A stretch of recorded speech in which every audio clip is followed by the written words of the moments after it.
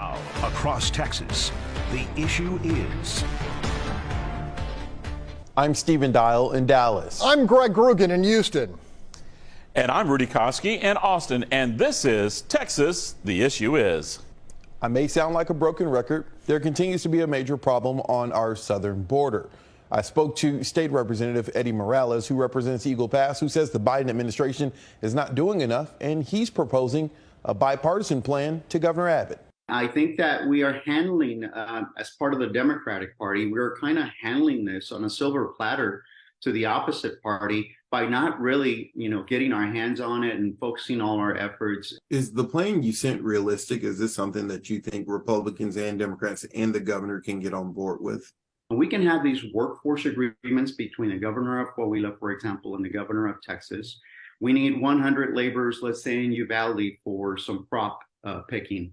They can do a joint cooperation agreement where they send them over here for a period of time, and they're paying, again, they're gainfully employed. The employers are taken care of also so that they don't get into any criminal conduct and employing these sorts of migrants. And it's a win-win situation for everyone. Just as an example, we had 1,600 crossings daily that were taking place in the Eagle Pass Del Rio sector alone.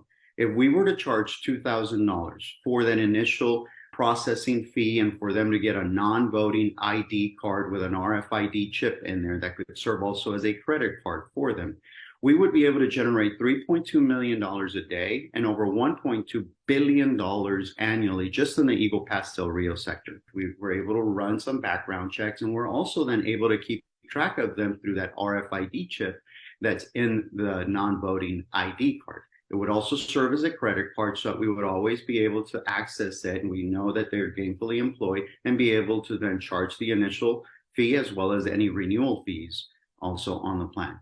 The plan provides that you would have to be gainfully employed, and you'd be having to comply with all of the requirements, including not getting anything above a Class C misdemeanor. You're a Democrat calling out the sitting president and his administration. Why now? Why are you calling out the administration now? From day one, as a Democrat, I think that I have to call the strikes and the balls, regardless of party affiliation. I think that once you get elected, I have to represent a little over 200,000 people in my district. It's the largest geographic district in the state of Texas and in the United States.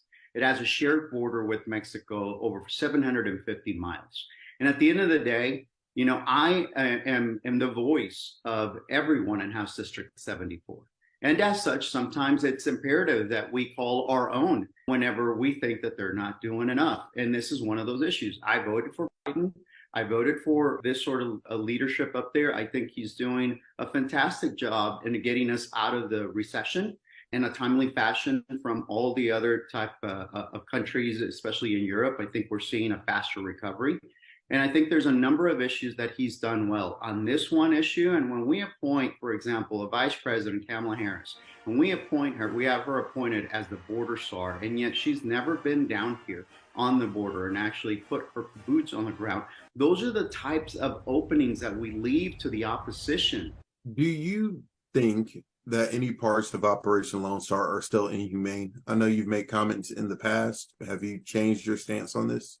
I happily supported Operation Lone Star. Most recently, we heard of some emails and some communications and some concerns and complaints filed by even those that were working with DPS or the National Guard soldiers also about the inhumane treatment. And I didn't sign up for that. And so I think that we needed to make sure that we put a checks and balance and we made sure that the migrants were being treated humanely. I've seen a change in direction. I've seen a more humane processing of these migrants, but at the same time, we can't call it humane when we're still using the river to get them across or for them to get across, and we process them over here.